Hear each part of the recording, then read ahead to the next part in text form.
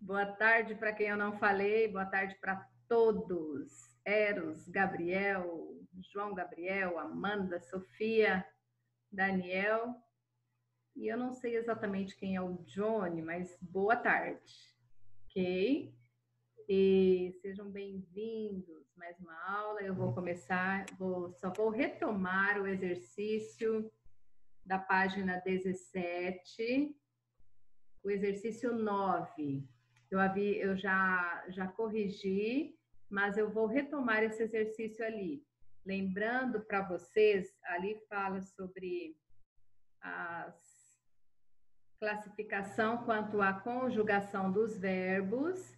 Então, nós temos os verbos da primeira conjugação, que são os verbos terminados em ar, os verbos da segunda conjugação, são formados pelos verbos terminados em er e or.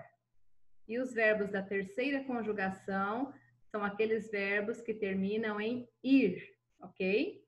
Então, primeira conjugação, ar, segunda conjugação, er, or, terceira conjugação, ir, correto? Sempre que vocês forem olhar os verbos para conjugar, principalmente quando vocês forem conjugar nos tempos e modos verbais, os verbos regulares, que são aqueles que nós estamos vendo, o radical desses verbos sempre serão iguais, e o que vai mudar são as terminações. E quando vocês estiverem conjugando, aí você olha, se o verbo é da primeira conjugação, você vai procurar um exemplo desse verbo da primeira conjugação, que é ar. Se ele terminar em er, ou se ele terminar em or, você vai procurar um verbo da segunda conjugação. Porque se você conjugar pelo verbo da primeira conjugação, dá diferença no final dele, ali nas desinências verbais. E os verbos terminados em ir também, que são os da terceira conjugação, eles acabam se tornando diferentes dos da primeira e da segunda. Por isso, nós temos essas 3 terminações e 3 exemplos toda vez que vocês forem aprender a conjugar esses verbos. Correto, gente? Eu vou só compartilhar com vocês agora o livro para vocês acompanharem comigo. Acho que já temos alguns alunos aqui. E vamos, então, à correção. Olhem aqui Só um pouquinho. Deixa eu voltar. Deixa eu colocar na página que não é essa também. É nessa daqui. Então, aqui, aquilo que eu acabei de falar para vocês, tá? Primeira conjugação são os verbos terminados em ar. Aqui tem exemplos de amar e cantar. Segunda conjugação são os verbos terminados em er e or, vender, comer e pôr. Aqui, terceira conjugação, os verbos terminados em ir, como sair e partir. Agora, nós vamos observar aqui. Nós vamos ler esses verbos e dizer se eles pertencem à primeira, segunda ou terceira conjugação.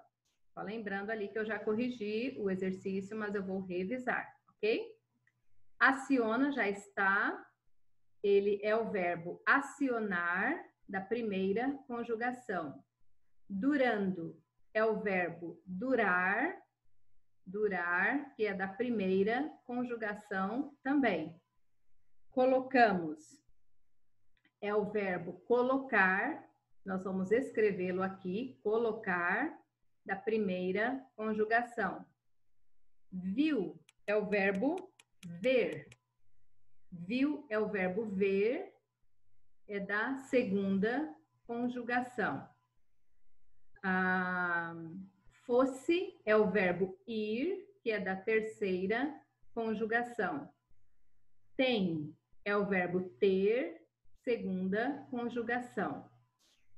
Segue é o verbo seguir, terceira conjugação. E o último ali é o verbo partir. partir, que é da terceira conjugação, ok? Então, aqui está pedindo para você escrever o verbo da forma, dessa forma ele está escrito no infinitivo, né? Mas é a forma como nós falamos, nós pedimos esses verbos para vocês conjugarem. Só vou fechar um pouquinho para tirar essa janelinha daqui, só um minutinho, gente. Continuando. Isso. Aí vocês viram ali os verbos regulares, são os verbos que não mudam o radical, aqui vocês têm certinho os verbos regulares, o radical ele não muda. Um momento, por favor. Temos mais gente aqui, isso, correto. Correto. Continuando.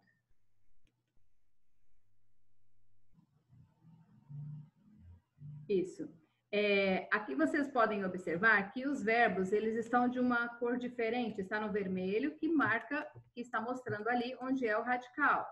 E os verbos regulares, o radical, eles são iguais em todos os tempos e modos verbais. Agora, se você observar o verbo irregular, ele vai mudar o radical. Observem aqui o verbo fazer, já no início, se você for olhar, procurar o radical de um verbo, você tira a terminação dele.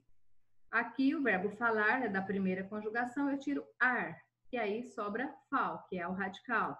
Aqui o verbo fazer, tiramos aqui o e e o r, que indica a segunda conjugação, e sobra para nós aqui faz. Isso daqui é o radical, tá? Mas observem que aqui ele já mudou o radical dele. No lugar do Z foi colocado o C cedilha, correto? Então, aqui já temos um radical diferente, então ele é um verbo irregular. Agora, aqui o verbo pedir, elimino o final para saber qual é a conjugação, né? Que é da terceira conjugação, termina em ir. Aí eu tenho aqui pede, seria o radical desse verbo. Mas observem aqui a primeira pessoa, no lugar do D, que é o radical, que forma o radical desse verbo, também foi acrescentado o C cedilha. Então, aqui indica que esse verbo também, ele é um verbo irregular, porque ele já mudou o radical dele. Só lembrando ali para vocês, certo? Agora vamos para a próxima página, que essa página eu havia pedido para que vocês terminassem ela, e hoje nós vamos corrigi-la, certo? Então, nós vamos aqui para os exercícios de fixação. Observem que aqui no Recapitulando, vocês têm todo o resumo daquilo que foi explicado nesse capítulo. Tá? Verbo é a classe de palavras que pode indicar ação, estado ou fenômeno da natureza. Tem-se uma locução verbal quando há uma expressão formada por um verbo auxiliar e um verbo principal, né, que o sentido que prevalece é do verbo principal. Juntos desempenham a função, né, o papel de um único verbo. Os verbos principais das locuções verbais aparecem sempre nas formas nominais, que é infinitivo, gerúndio e particípio. Infinitivo, né, forma original do verbo, que pode apresentar as terminações ar, er, or, ir, certo? São as terminações dos verbos que indicam o infinitivo. O particípio indica uma ação que já ocorreu e temos as terminações ado, ada, ido, ida. Podem vir seguidos ou não de S, ok? E o gerúndio, ele sempre terá a terminação de NDO. Aí nós temos aqui, quanto à conjugação, né? Primeira conjugação, ar, segunda, er, or, e terceira, ir. E quanto à regularidade, eles são verbos regulares ou irregulares. Regulares quando temos o mesmo radical e irregulares quando temos radicais diferentes, ok? Isso, recapitulando, é uma revisão daquilo que nós estudamos. Então, vamos ali aos exercícios de fixação. Nessa tirinha, né, vamos ler a tira para nós respondermos as questões. Aqui no primeiro quadrinho, esta viagem foi excruciante. Graças a Deus nós chegamos. Aí ele diz ali, 8 horas trancados no carro com um garoto hiperativo de 6 anos. Que sufoco! Aí ele ainda continua, bem, agora o Calvin pode correr e gritar o quanto ele quiser. Ah, que lugar maravilhoso! Aí, no último quadrinho, olhem só. Estou entediado. Quando nós vamos embora? Entediado? Quer que eu lhe mostre como uma âncora funciona? Ou seja, o menino é hiperativo, leva ele para um lugar tranquilo, um lugar que não tem nada, um lugar de paz, na beira de um lago. E ali o menino ficou entediado porque ele não tinha nada para fazer. Então ele precisa fazer alguma coisa. Então deixa ele sair correndo, né? Vamos ver aqui a primeira questão, então. O pai de Calvin classifica a viagem como excruciante.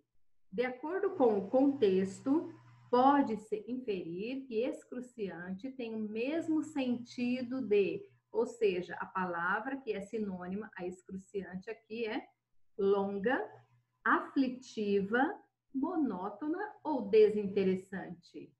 Então, aqui se fala que a viagem foi excruciante, foi muito aflita, aflitiva, ok?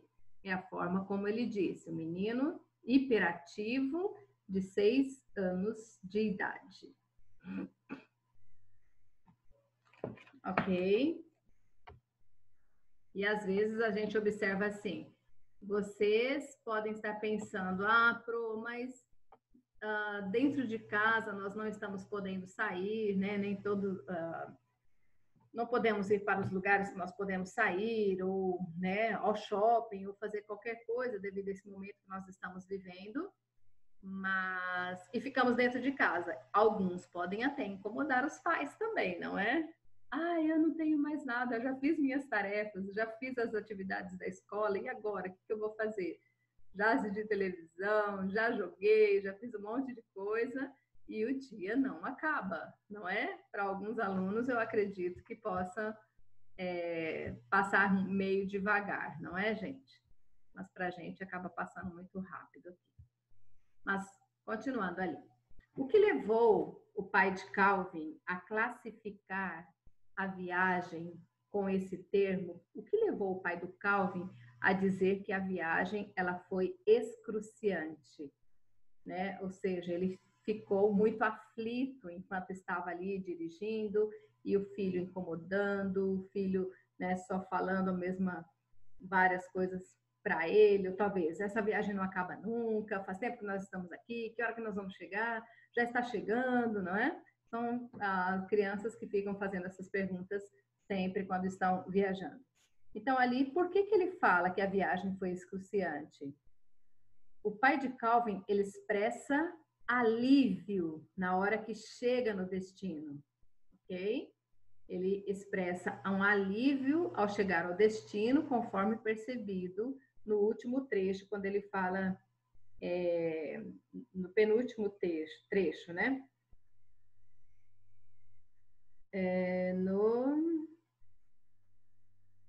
No primeiro quadrinho que ele fala, né?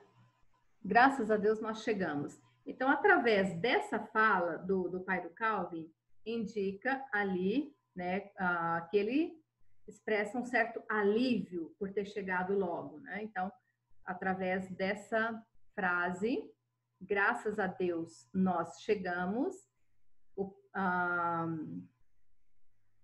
o pai do Calvin expressa alívio ao chegar ao destino.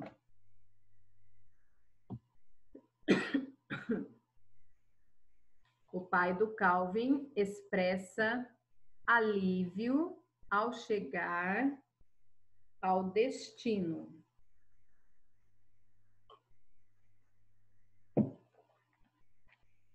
Agora, nós vamos ali para a número 2. O primeiro quadrinho caracteriza... Não, no primeiro quadrinho, qual palavra foi utilizada para ligar o nome viagem ao adjetivo que o caracteriza? Essa palavra indica a ação estado ou fenômeno da natureza. Então, se nós observarmos ali no primeiro quadrinho, esta viagem foi excruciante. Então, qual palavra está ligando o substantivo viagem ao seu adjetivo, que é excruciante? Então, observem aqui, nós temos o substantivo viagem e aqui o adjetivo excruciante. No meio, temos aqui essa palavrinha foi. Está ligando o substantivo à sua característica. Essa palavrinha aqui foi é o verbo, certo? É o verbo e ele está ligando, a função dele é ligar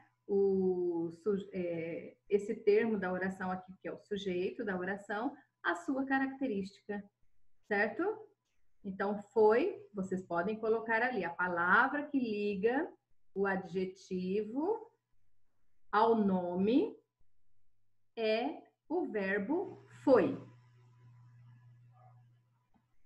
A palavra que liga o adjetivo ao nome é o verbo foi,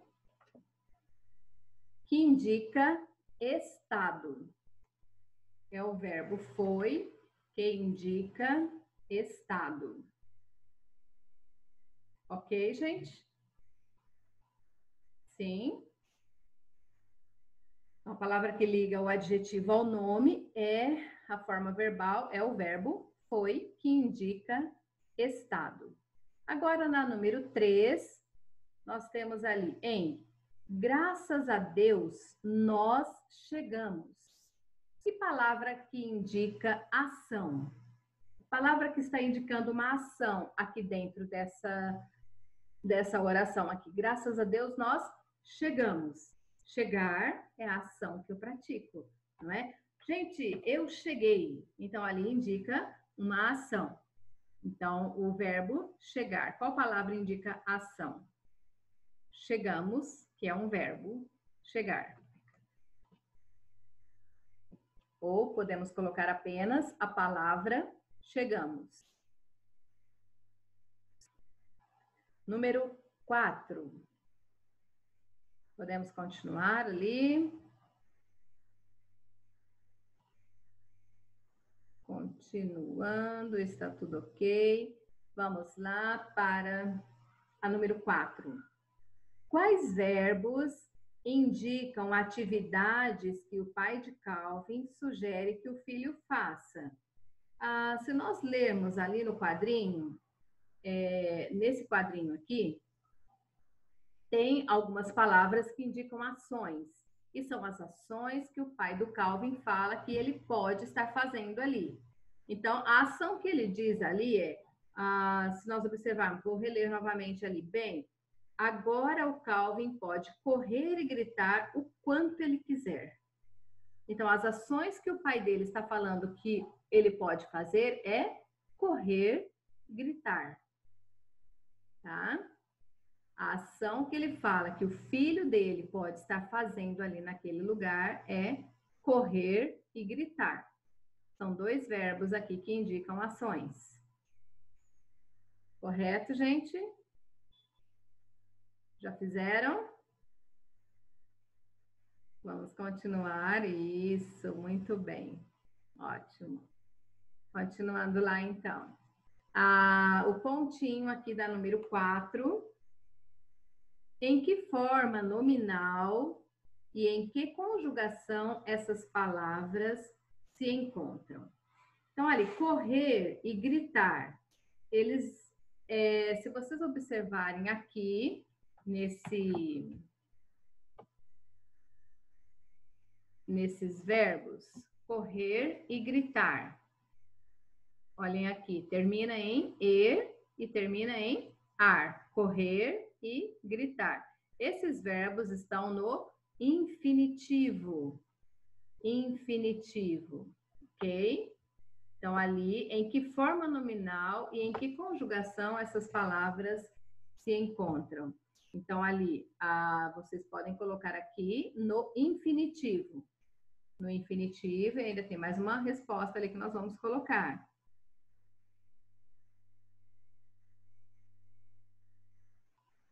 Quando ele diz, você pode correr, você, né?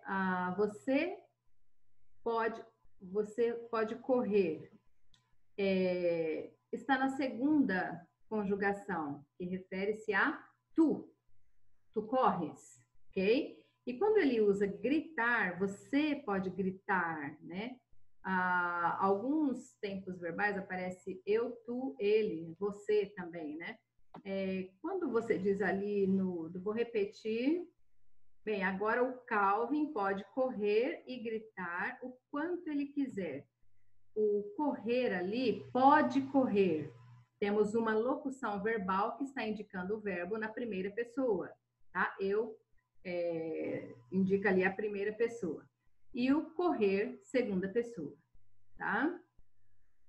Ok? Vocês podem acrescentar aqui. Está no infinitivo.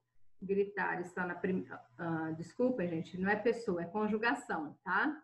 Está pedindo ali gritar é na primeira conjugação e correr na segunda conjugação. Eu falei pessoa, né?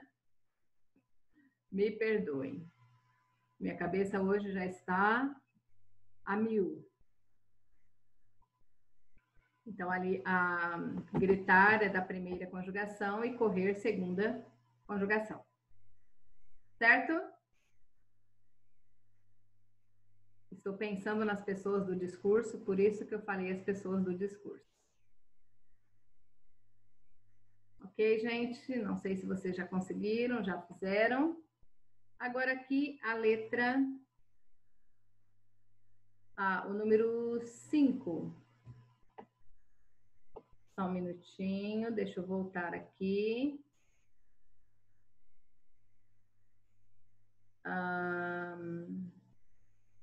Repetir a 4. Eu vou repetir, então, ali a número 4. Quais verbos indicam atividades que o pai de Calvin sugere que o filho faça? Correr e gritar. Ok? Para quem me perguntou ali, correr e gritar. Em que forma nominal e em que conjugação essas palavras se encontram? Forma nominal é infinitivo. Coloquem lá infinitivo. Ok? E em que conjugação essas palavras se encontram? Correr é da segunda conjugação, gritar, primeira conjugação. Certo? Posso continuar ali? Sim? Não? Primeira conjugação. Deixa eu ativar seu som aqui só um pouquinho, Jamile. Pode falar. Professora, tá me ouvindo? Sim. Eu não consegui acompanhar. É correr é segunda conjugação? Correr é da segunda conjugação. É. Gritar, primeira conjugação. Obrigada, professora. Imagina. Só um pouquinho. Ok. Agora vamos ali a número 6. Associe as colunas a seguir, classificando os verbos como regulares ou irregulares. R para regular, I para irregular. O verbo foi. Verbo ir. Já só de olharmos aqui já sabemos que ele é um verbo irregular porque ele é o verbo ir, não é? Então, se é o verbo ir, já muda completamente ali para F-O-I. Então, ele é irregular. Podem colocar aqui. Eu fui, tu foste, ele foi. Nós fomos, vós fostes, eles foram. Eu vou, tu vais, ele vai. Nós vamos, vós ides, eles vão. Ok? O verbo correr. Eu corro, tu corres, ele corre. Eu corri, tu correste. Eu corria, tu corrias. Eu correrei, tu correrás. Então, aqui nós temos um verbo regular. Podem colocar aqui R. Tá? Coloquem aqui R para regular. Agora aqui o gritar. Eu grito, tu gritas, ele grita, nós gritamos. Verbo gritar é um verbo regular também. Coloquem aqui letra R. Certo? Quiser. Ele é um verbo irregular. E vamos é o mesmo verbo aqui do primeiro, então nós temos um verbo irregular. Ok? Certo? Agora aqui nesse só voltando aqui. Irregular, regular, regular, irregular, irregular. Os únicos regulares é correr e gritar, correto? Então vamos lá para o número 7. Assinale a alternativa em que o particípio sublinhado está corretamente sublinhado. Vamos observar ali essas orações.